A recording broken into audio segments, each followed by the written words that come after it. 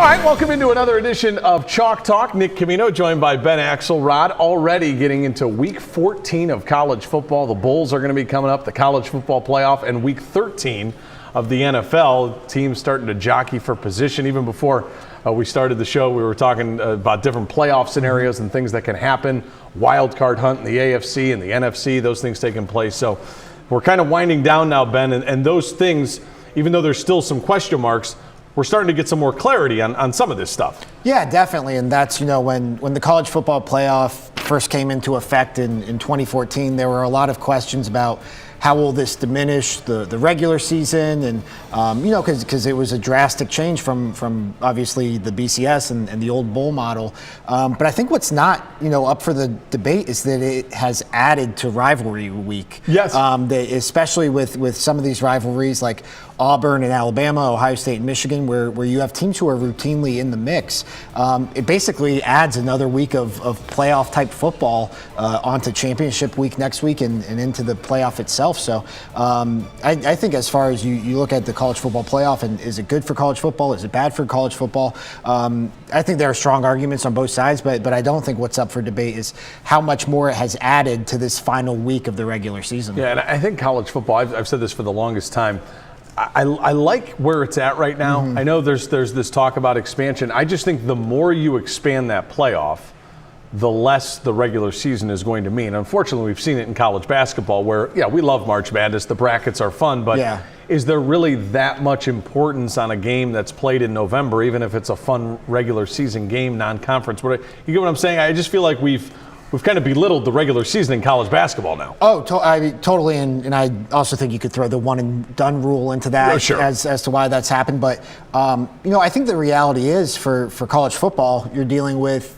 118 programs across the country, 5 different conferences as far as the Power 5. You're never going to get a perfect model. You're just never, as far as determining a national champion. And college basketball, we love March Madness, but at the end of the day, is a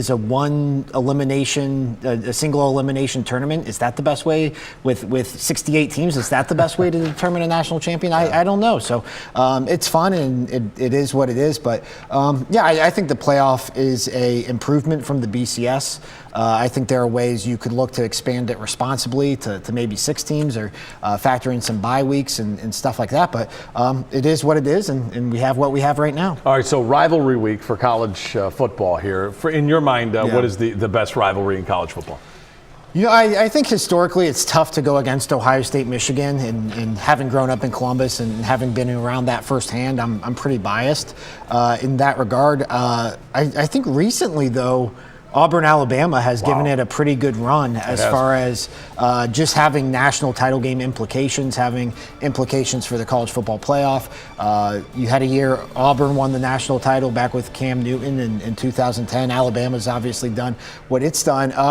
As far as Ohio State, Michigan just hasn't held up its end of the bargain. I was going to say, yeah. As a child of the 90s who, like I said, grew up in Columbus, you look at this run Ohio State's been on really since Jim Tressel arrived in 2001. You appreciate this when you think of the Cooper days. Ohio State's lost twice since then. Once was kind of a fluky year in 2011 when Ohio State had everything it had going on in an interim coach in Luke Fickell. Urban Meyer undefeated 7-0 dating back to 2012. And now Ryan Day's going to get his first crack at this thing. Yeah, I would go Ohio State, Michigan. A close second for me would be Army-Navy. Every year, no matter what their records are, and I know maybe that kind of football with the triple option for some people can be boring, but you just think of the pageantry and the everything that's surrounding it, being there. I think that's right there with it. But I would lean Ohio State, Michigan. Yeah, and we talked about this a few weeks ago. I think Alabama LSU is right there in the mix. You're right. As far as the regular season game that everybody looks forward to, it's not a traditional rivalry. It's not one with a lot of history. But as far as a lot of recent history, we're going back to 2011. They played each other in a BCS national title game at the end of the 2011 season. So. I think just as far as like modern rivalry, what you look forward to each year. Now, Ohio State, Michigan, recently even has had a lot of, winner gets into the Big Ten title game and from there has a chance to go on to the playoff. I know that was the case. Remember 06, it was 1 versus 2. 06, it was 1 versus 2. 2016, I think it was 2 versus 3 or maybe 1 versus 3. We've had some basically elimination style games. So, it's been lopsided as far as the results, but usually it's a fairly competitive game. Some that have gone away, I'm thinking of it's too bad that Texas and Texas A&M really don't play anymore because of the conferences, and USC, UCLA, it's not what it once was. It just doesn't feel that way.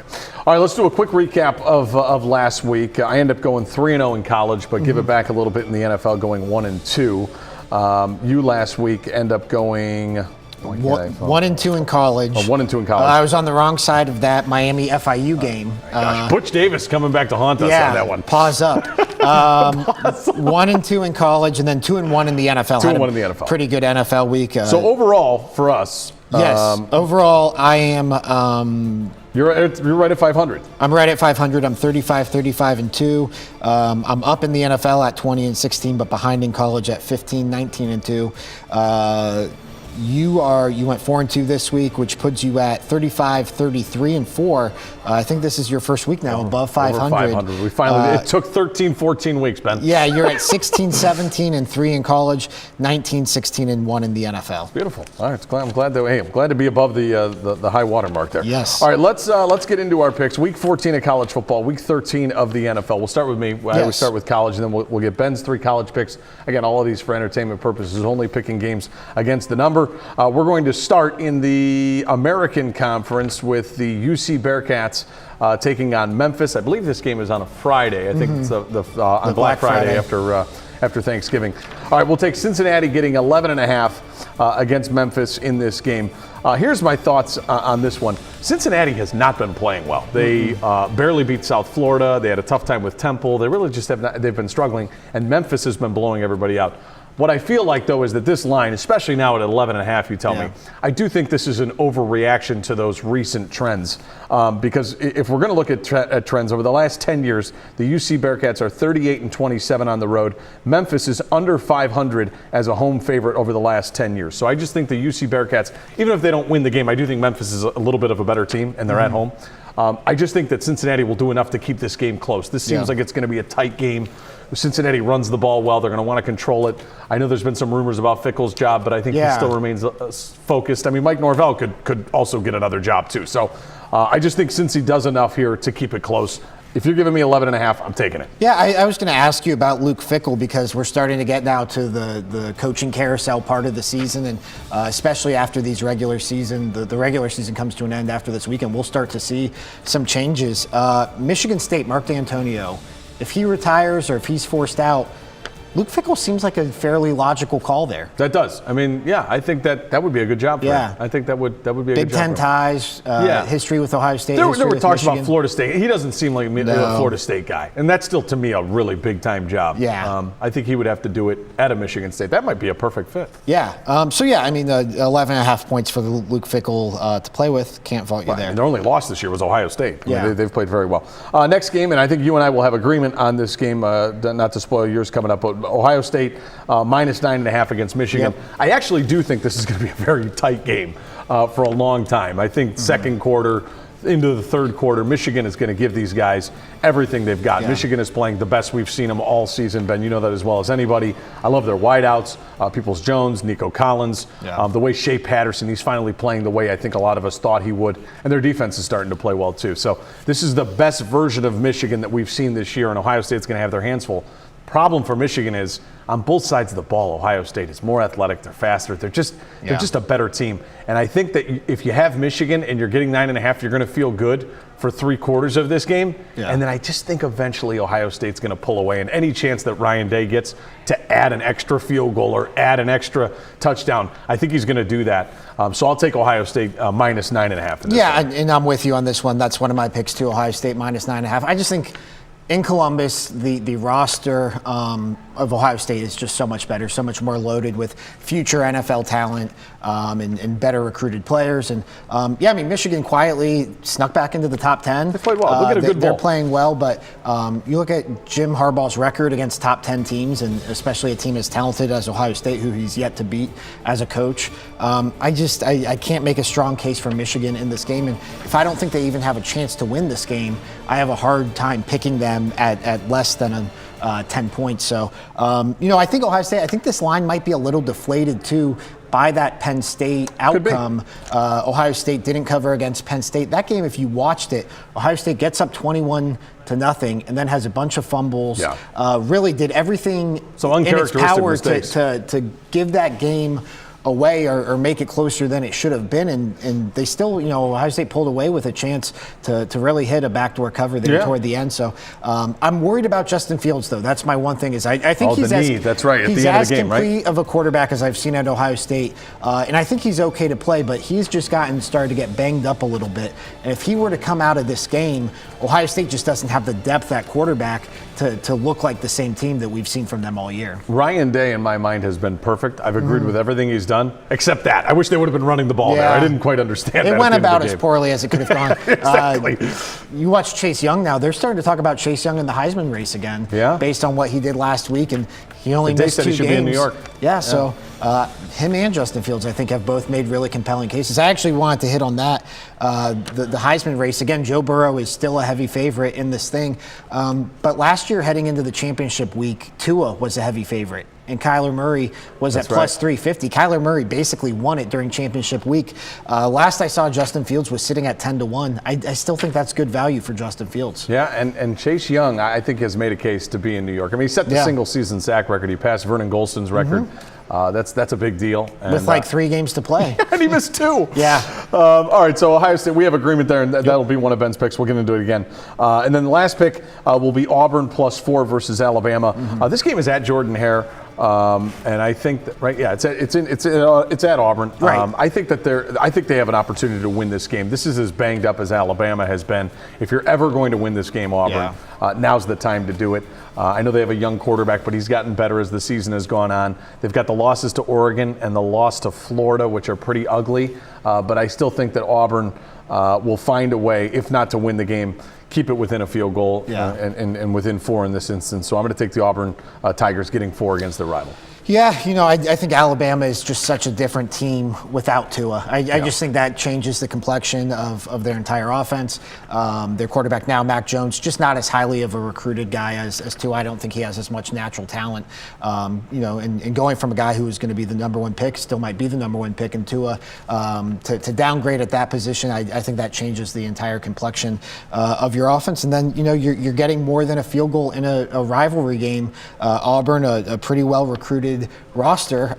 This was a stay away from me, but if I had to pick it, I'd probably lean toward the home dog here. And let me just take this opportunity to say the fact that Alabama and Auburn played Samford and Western Illinois last week is an absolute joke. I don't understand that. I know they're warming up for this game, but my gosh, that's terrible. I think you contrast that too with Ohio State playing Penn State and Michigan. Come on. I don't know if the Big Ten can do anything more to take care of its top dog, but this is again, like I said, it's tough to come up with a perfect playoff format because so many of these things, there's very few apples to apples comparisons in this sport. This is. I have a random question for you. I'm going to give my 3 picks, and then we'll get to Ben's college picks. Cincinnati +11.5, Ohio State -9.5, and Auburn +4. Quick question. This team is starting to get some traction now, some talk of the playoff. They're going to have to win their conference championship. Utah, do you think they sneak in there? Or no? I don't think so. I don't think the resume is strong enough compared to They got the 1 loss. It was to USC. Yeah, but I don't see that edging out a potential 1-loss SEC team. Oh, that's true. I don't see a path for it really. Okay. All right. Your 3 college picks. Here we go. Yes. So I've got Ohio State -9.5 over Michigan. We already went over that. I'm staying in the Big Ten. I don't know if it's Thanksgiving weekend or something about my Midwest roots, but I'm staying in the Big Ten. Going to take Nebraska +6 versus Iowa. I think this is a Friday game. Friday game. Nebraska has played them close in this rivalry in past years with Mike Riley. I think Scott Frost is an upgrade from Mike Riley, although the record wouldn't necessarily indicate that yet. And I don't just, Iowa, I think they can still win this game, but they don't strike me as the type of team that's going to run away with it. Everything they're playing for, getting to Indianapolis, is off the table now. It's not much to play for Iowa. Win in advance in Minnesota versus Wisconsin, which we'll get to after this. But I just think, this is a game where Scott Frost can make a statement as Nebraska's head coach. He hasn't done that really yet, even though he's gotten a big contract extension. I think this is a spot in a rivalry game where Nebraska can make a statement. I think sometimes that's just a sleepy afternoon game, home game for Nebraska. So I like Nebraska in this spot, +6 against Iowa. I think it's a sharp play. I think a lot of people are going to like Iowa just because simply they're the favorite. But I think you're right. If Nebraska doesn't win the game, I think they have a chance to keep it close. Yeah, Nebraska coming off a blowout win over Maryland. Now it is Maryland, but just to be able to go out, do that, build some confidence on the field. I think Scott Frost is kind of looking to turn the corner and enter the offseason here with some momentum. I like that. Then the game to get to the Big Ten title game, right? Yeah, I mean, this is the Big Ten West title game for all intents and purposes. And I've got Wisconsin -2 at Minnesota. I just think Wisconsin's been here before. They've had to play in these games where it's win in advance. I think they have the better roster. Minnesota, we've seen they were able to beat Penn State, but then they weren't able to follow up on that and beat Iowa. I would feel differently about this game if Minnesota was in it undefeated with a chance to really keep an unlikely playoff bid alive. But I just think Wisconsin's been the spot. I'm giving less than a field goal. I'm going to take the Badgers. For me, it's a stay away only because of how well I thought Minnesota played at home against Penn State, who I think is, if not better than Wisconsin. But you're right in the factor of Wisconsin has been here. They've done it before. This is going to be an interesting game. I'm looking forward to it. The winner will play Ohio State in Indianapolis. Yep.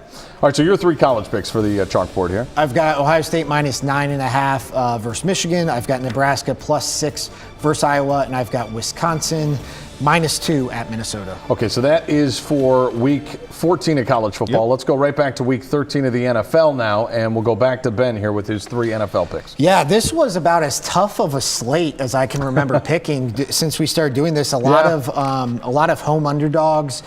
You obviously have the 3 Thursday Thanksgiving games. Just a weird week in general, I think, for the NFL. I took 3 road teams, not to step on your toes. You took 3 road teams. No, I know. It's bizarre. These are not traditionally smart, heady plays, but we're going to ride with it anyways. And I'm going to start on Thursday night, actually. I've got the Saints -7 at the Falcons. They just played, I feel like. They played 2 weeks ago, and the Falcons won the game. Yeah, beat down the Saints. In New Orleans. In New Orleans, Drew Brees' first game back in that game. But to me, that was kind of an aberration for both teams. You look at this Falcons team, other than those back-to-back wins over the Saints and the Panthers, really haven't done much of anything. They were in a spot to potentially turn around their season this past weekend at home against the Bucs and got blown out by the Bucs with Jameis Winston giving the ball away 3 times. Yeah. I feel better about where this Saints team is. I think the overall roster is a lot better for New Orleans, and I don't love laying a touchdown here in this spot, but this feels just like it's the primetime game on Thursday night. I think even on the road, I think the cream rises to the top here, and the Saints just are so talented, from Alvin Kamara to Latavius Murray to Michael Thomas and Jared Cook, and obviously Drew Brees, and then their defense. Julio Jones on the Falcons has been banged up. Matt Ryan's been up and down. So I'm going to take the Saints here, giving a touchdown. I definitely think they win the game. The number scares me a little bit, but it's definitely a revenge spot for them. Yeah. I mean, they got their butts kicked a couple weeks ago by them, so I think that they'll have revenge on their mind, even though they're on the road. But that'll be fun Thursday night on Thanksgiving night. Yes, sir. And then my second road underdog, a game we know very well, the Cleveland Browns giving 1 point to the Pittsburgh Steelers. It's another stay away from me. I don't know why. Essentially a pick 'em. If you think the Browns are going to win, take the Browns. If you think the Steelers are going to win, take the Steelers. I mean, this Steelers quarterback situation is not good. True. And you look, and whether it's Mason Rudolph or Duck Hodges, I just feel better about the Browns from a talent standpoint. I know the competition's been down for the Browns over the course of this 3-game winning streak, but You're starting to see the offense put together some semblance of what we thought they could be. Scored 41 points, albeit against the Dolphins this week. I think Baker Mayfield and Jarvis Landry have found something. I think there's still more they can do with Odell Beckham Jr. That game 2 weeks ago, we talked about the fight. The Browns won that game 21-7, and it really wasn't even as close as that. Oh, I agree. Could have been worse. As the 14 points showed. Missing Myles Garrett for this game and for the rest of the season is going to hurt. But the Steelers are just as banged up on offense, and we saw them struggle to beat the Bengals. I think they're going to struggle containing this Browns offense up in Heinz Field. Yeah, you're making sense as you get into it more. Not a 4:25 game anymore. It's at 1 o'clock. The Browns will be revved up, ready to go. They're going with this one game a week playoff mentality now, trying to get in. I'm hoping they get in, but I'm wondering if they'll fall just short because of what happened earlier in the season. They dug themselves in a hole. Yeah. Saying that, they're going to be ready to play. I think that's going to be a playoff type atmosphere. Baker Mayfield said that the other day. It definitely will be. And your third game? My third game here, I'm going to go with a road underdog here. Road underdog here. I've been picking road favorites, excuse me. I've got the Titans +3 at the Colts. I just like the way this Titans team has been playing. I feel like it's gone under the radar since they made the switch from Marcus Mariota to Ryan Tannehill. Completely changed their offense. Derrick Henry is having a monster season at running back. The defense is good. The defense is good. Mike Vrabel, I think, has done a good job coaching up that defense. And then I think that they have some wide receivers there. A.J. Brown makes some plays. I think this is a higher ceiling than we've become accustomed to seeing from the Titans. The Colts have been up and down. I think they really started off strong, but have kind of petered out since. And I just like this spot as an underdog for the Titans +3. I like it. Divisional game. I saw one of the I don't know who it was. It was one of the beat writers for the Titans said they thought that yesterday was their most complete game, and I thought about that week 1 game that they played the Browns. That had to be a close second, if not. But I do feel like the Titans are playing as well as they have right now, and they're making a push for the playoffs. All right, so your 3 NFL picks here. I've got the Browns -1 at the Steelers. I've got the Saints -7 at the Falcons. I've got the Titans +3 at the Colts. Okay, week 13 of the NFL for me. 2 of these are going to be on Thanksgiving, so I'll look out to get out to an early 2-0 start here. I'm going to go with the Bears. I know it's like sacrilegious to go against the Lions on Thanksgiving, but I just don't know about with Stafford. I mean, he's kind of been dealing with the back injury. Is he going to? There's been a lot of uncertainty with that. The Bears just have such a good defense, and I know Mitch Trubisky. I mean, it pains me to say it because he's the local kid, Northeast Ohio, but he's just been so bad, and they have not put him in good situations. Saying that, I was watching their Sunday night game against the Rams a couple of weeks ago. I actually didn't think it was Trubisky that totally cost them. I actually thought he played okay in that game. And I think maybe this line is reflective of him playing poorly and their record not being where they want it. But they're still alive technically.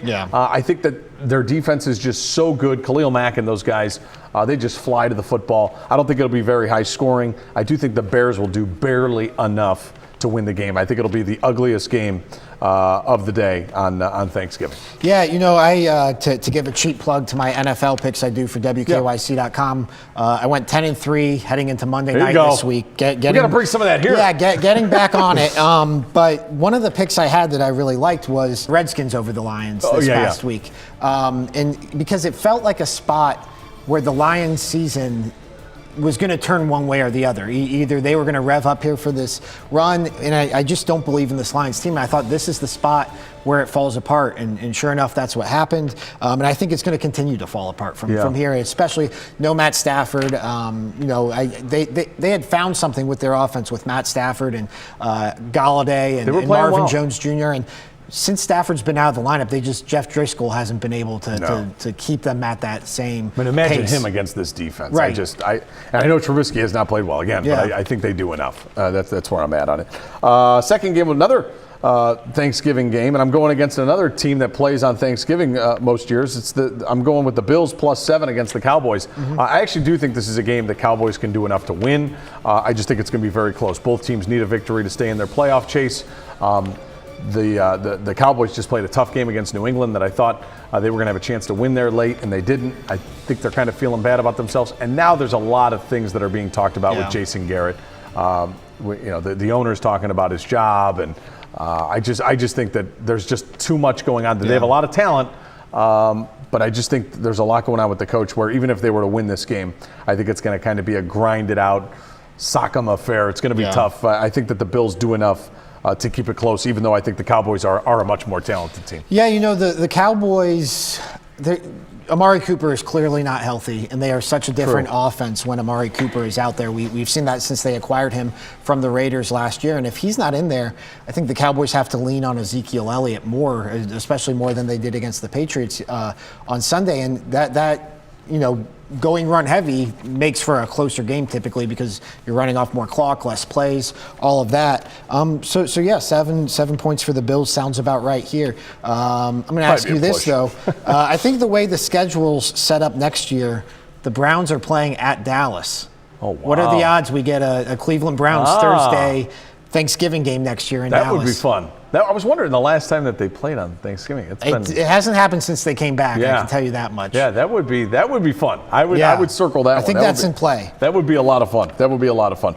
Last game, it's a total spot of don't overthink it. Just take the team that you think is better and going to win, and they'll likely win by more than 3.5. I'm taking the New England Patriots in Houston against the Texans. I know the Texans are on a long week. Yeah. But I just feel like Bill Belichick versus O'Brien and Tom Brady versus Watson. I just think that I'm getting the better team. I'm getting the better value.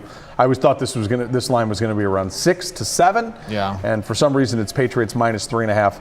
I'll take Tom Brady and company minus 3.5 in this game. Yeah, I almost went the other way on this one just because the line didn't make any sense to me. So I know, we do that it's one of those sometimes. lines where what do they know that I don't know? Bingo. And you kind of want to take the points there. So I definitely can't fault you because when you're looking at the lines, this one certainly stands out, I think, as the most obvious one, as Why is it this way? Right, and I think, sometimes you fade that, and sometimes you think, don't overthink it. Don't overthink it. Make the obvious choice here. So certainly can't fault you for that. All right, so here we go. My NFL picks for week 13 in the NFL. Bears minus 1.5 at the Lions. Bills plus 7 at the Cowboys. Patriots minus 3.5 at the Texans. Ben, good stuff. We'll be back next week. Yep, all right, have a happy Thanksgiving. Thanks for joining us on Chalk Talk.